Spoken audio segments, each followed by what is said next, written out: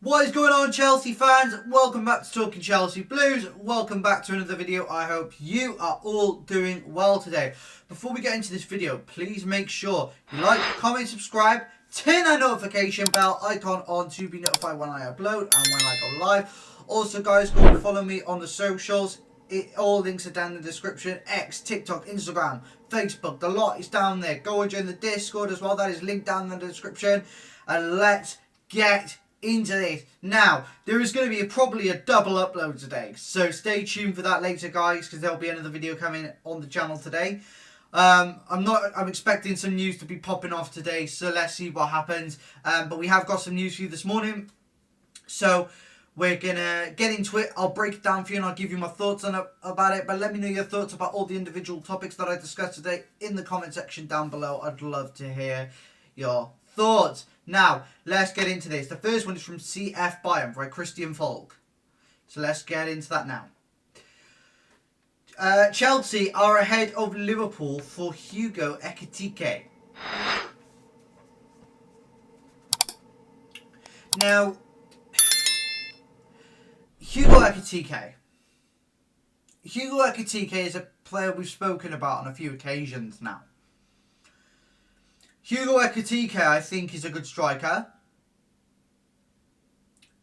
But I'm hearing that Frankfurt won like £84 million for a 22-year-old. It makes you question what should be happening. There's been talk of Yorkesh. I would rather Yorkesh than EKITIKE. But if we were to get EKITIKE, I wouldn't be complaining either. He's a good player. Do I think he's ready to lead the line for Chelsea now? No. We've already got Liam Delap through the door. He's a good striker. But he's not going to be the answer to all our prayers. Is EKITIKE going to be the answer to all our prayers? Don't think so.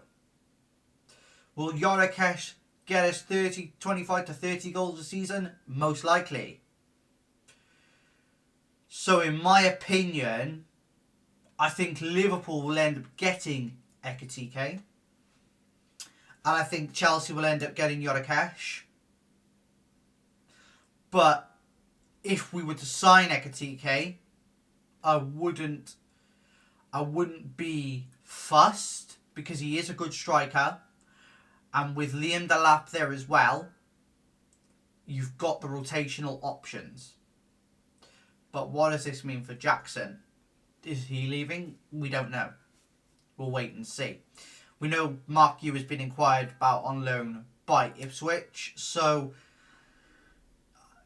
who are we going to have as the third striker? Will it be someone from the academy? Shimmy, for example. Shimmy Waker is there. Will he be the third striker? I don't know. I just think EKITIKE is still very raw, still very young, and has got plenty of learning to do still. Do I think he's a good player? As I said, he's a good player. But I would rather Yorkesh.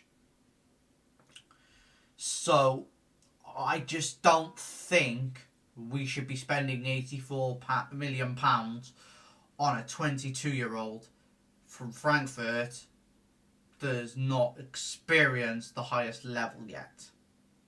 Or we've not seen him at his highest level yet. There's still plenty more to come from him.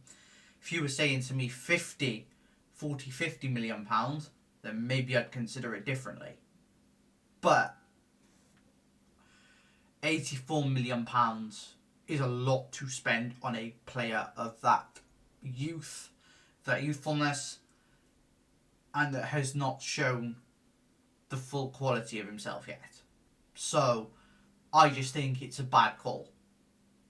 So that's my thoughts on EKITIKE. But let me know your thoughts in the comments, guys. I'd love to hear your thoughts on it, because this is about what's good for Chelsea and what's not good for Chelsea. So I'd love to hear your thoughts. Now, let's get on to the next piece of news. And this is from TalkSport. I don't know how reputable this is, but let's have a look at it. Christopher Nkunku will leave Chelsea this summer, while Tottenham have made an inquiry over the 27-year-old's availability. And that's from TalkSport. We all knew Nkunku was going to leave this season. Fabrizio Romano has spoken about it at length. He's not been playing for Chelsea as much. Injuries have held him up. He's not really found form. He's played in the Conference League most of the time. It's not worked out. And that's fine. Okay, these things happen.